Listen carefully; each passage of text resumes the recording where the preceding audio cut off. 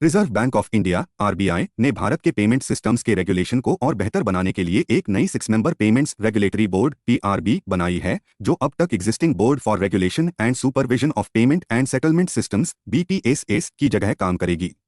इस नए बोर्ड का चेयरपर्सन आरबीआई गवर्नर होगा, जिसमें डेप्यूटी गवर्नर, एक और सीनियर आरबीआई ऑफिशियल और सेंट्रल गवर्नमेंट के 3 नॉमिनीज शामिल होंगे। ये पीआरबी साल में कम से कम 2 बार मिलेगी और अगर जरूरत हो तो लीगल एडवाइजर्स और पेमेंट सेक्टर के एक्सपर्ट्स को भी बुलाया जा सकेगा। हर मेंबर के पास इक्वल वोटिंग राइट होगा, लेकिन अगर वोट टाई हो जाए तो गवर्नर या डिप्यूटी गवर्नर के पास कास्टिंग वोट होगा। ये चेंज एक तरह से आरबीआई और सरकार के बीच एक ज्यादा कोलैबोरेटिव रेगुलेटरी फ्रेमवर्क का हिस्सा है, जो पहले। इसी के साथ आरबीआई ने FY25 के लिए सरकार को एक रिकॉर्ड 2.69 लाख रुपीस करोड़ का सरप्लस ट्रांसफर किया है, जो बजट के 2.56 लाख रुपीस करोड़ के एस्टिमेट से भी ज्यादा है। ये सेकंड कॉन्जिक्यूटिव ईयर है जब आरबीआई ने इतना बड़ा ट्रांसफर किया है।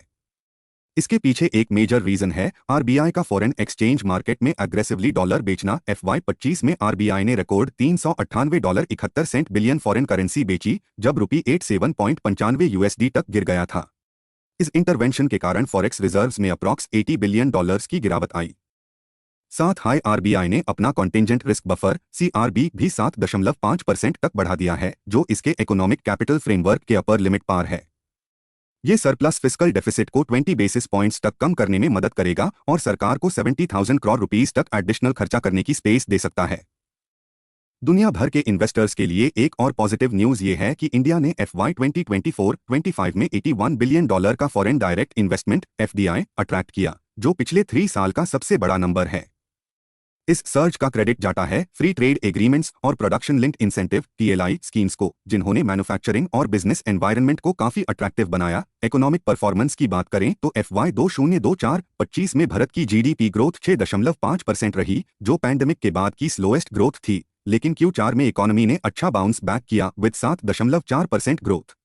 एग्रीकल्चर ने सॉलिड परफॉर्मेंस दिया, लेकिन मैन्युफैक्चरिंग थोड़ा स्लो रहा क्योंकि पिछले साल का हाई बेस इफेक्ट इस बार इम्पैक्ट डाल रहा था। कंस्ट्रक्शन सेक्टर ने मोमेंटम पकड़ा और हाउस होल्ड कंजम्पशन भी 7.2% तक बढ़ा, जिसे ओवरऑल डिमांड स्टेबल रही और ग्रोथ को सपोर्ट मिला। इस बीच क्रेडिट रेटिंग एजेंसी फिच ने इंडिया के लिए मीडियम टर्म ग्रोथ फोरकास्ट 6.2% से बढ़ाकर 6.4% कर दिया है टिल FY26। ये इंप्रूवमेंट मेनली इस वजह से आया है क्योंकि इंडिया में लेबर फोर्स पार्टिसिपेशन बढ़ रहा है। बाकी इमर्जिंग मार्केट्स के कंपैरिजन में इंडिया ने पैंडेमिक के बाद ज्यादा इकोनॉमिक डैमेज फेस नहीं किया और यहां का एम्प्लॉयमेंट ड्रिवन ग्रोथ मॉडल इस वक्त काफी इफेक्टिव दिख रहा है। सबसे बड़ी ग्लोबल हेडलाइन ये रही कि इंडिया ने अब जापान को पीछे छोड़कर दुनिया की 4th लार्जेस्ट इकोनॉमी बनने का टाइटल हासिल कर लिया है, with a projected GDP of 4.187 trillion in FY26। चाहे करंट ग्रोथ 6.5% हाई क्यों ना हो, भारत की इकोनॉमी कंसिस्टेंटली तेजी से ग्रो कर रही है और एक्सपर्ट्स प्रिडिक्ट कर रहे हैं कि अगले 2-3 साल में इंडिया जर्मनी को भी क्रॉस कर लेगा और दुनिया की 3rd लार्जेस्ट इकोनॉमी बन जाएगा। पिछले 10 सालों में भारत की रिन्यूएबल एनर्जी कैपेसिटी 3 गुना बढ़कर 232 गीगावाट्स तक पहुंच गई है, जिसमें से सोलर एनर्जी का हिस्सा 108 गीगावाट्स और वाइंड एनर्जी का 51 गीगावाट्स है। सोलर मैन्युफैक्चरिंग भी इस दौरान काफी तेजी से ग्रो हुई है। सिर्फ 2024 में ही इंडिया ने 25 गीगावाट्स नई कैपेसिटी ऐड की, जिसे इंडिया दुनिया का तीसरा सबसे बड़ा विंड और सोलर पावर प्रोड्यूसर बन गया। अब सरकार का टारगेट है कि 2030 तक इस कैपेसिटी को 500 गीगावाट्स तक ले जाया जाए। इसी बीच यूनियन मिनिस्टर प्रहलाद जोशी ने भारत के पब्लिक डिस्ट्रीब्यूशन सिस्टम PDS को मॉडर्न बनाने के लिए 3 नए डिजिटल इनिशिएटिव्स लॉन्च किए हैं: दीपो दर्पण, अन्ना मित्रा और अन्ना सहायता। दीपो दर्पण IoT और एनालिटिक्स के थ्रू डिपोट्स की एफिशिएंसी को बढ़ाता है। अन्ना मित्रा एक मोबाइल ऐप है जो PDS वर्कर्स को रियल टाइम डेटा प्रोवाइड करता है और फिलहाल 4 राज्यों में पायलट स्टेज में है। अन्ना सहायता एक कंप्लेंट रिड्रेसल सिस्टम है जो WhatsApp और IVRS के जरिए काम करेगा। पहले फेज में 5 राज्यों में शुरू किया गया है।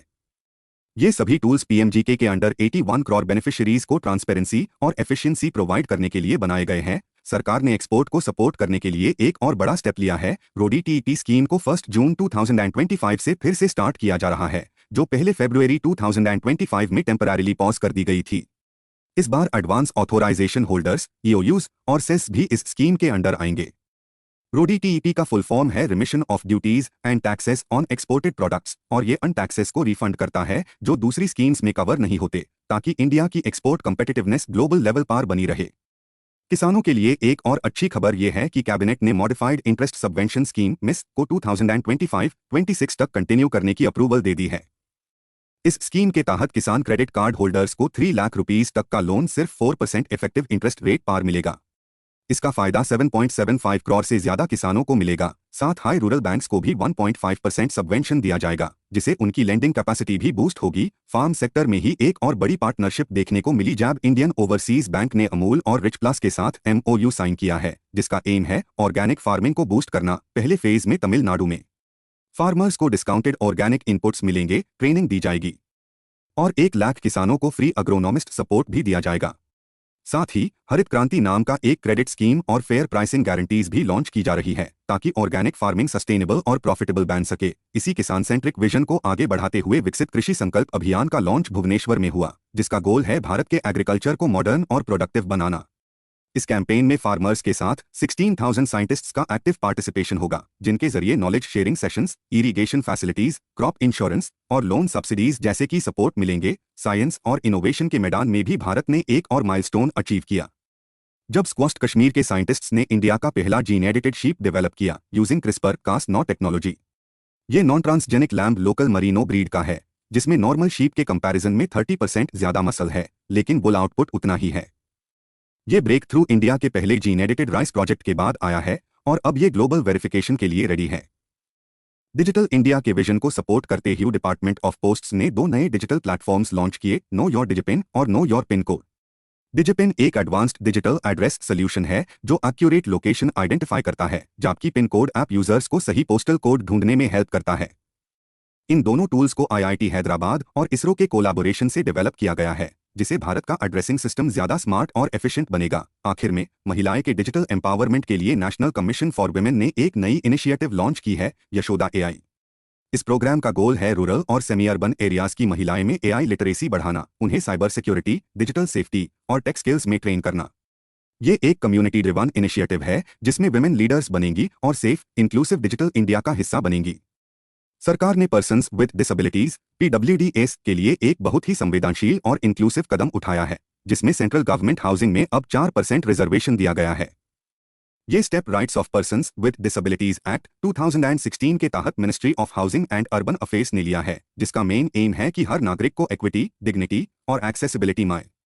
ये इनिशिएटिव एक इंक्लूसिव और एम्पावर्ड भारत की तरफ एक सॉलिड मूव है, जहां हर सिटीजन चाहे किसी भी बैकग्राउंड का हो अपना जीवन सम्मान के साथ जी सके। इसी विजन ऑफ इंक्लूसिव डेवलपमेंट को आगे बढ़ाते हुए सरकार ने पंचायत एडवांसमेंट इंडेक्स पाई 2.0 पोर्टल लॉन्च किया है, जो देश के 2.5 लाख से ज्यादा ग्राम पंचायत को अपने परफॉर्मेंस का सेल्फ असेसमेंट करने में मदद करेगा। ये पोर्टल 9 थीम्स पर बेस्ड है, जो सस्टेनेबल डेवलपमेंट गोल्स SDGs से अलाइन किए गए हैं। पाई 2.0 से डेटा एक्सेस सिंपल बनेगा, ट्रांसपेरेंसी बढ़ेगी और पब्लिक पार्टिसिपेशन और हेल्थी कंपटीशन को बूस्ट मिलेगा, जिसे ग्रासरूट्स लेवल पर लोकल गवर्नेंस और प्लानिंग काफी बेहतर हो सकेगी। हेल्थ और कंज्यूमर सेफ्टी के एरिया में भी एक बड़ी डेवलपमेंट देखने को मिली जब आयुष सुरक्षा पोर्टल लॉन्च किया गया। इस पोर्टल का एम है आयुष मेडिसिन पर रियल टाइम मॉनिटरिंग रखना, जैसे कि मिसलीडिंग एड्स या एडवर्स ड्रग रिएक्शंस।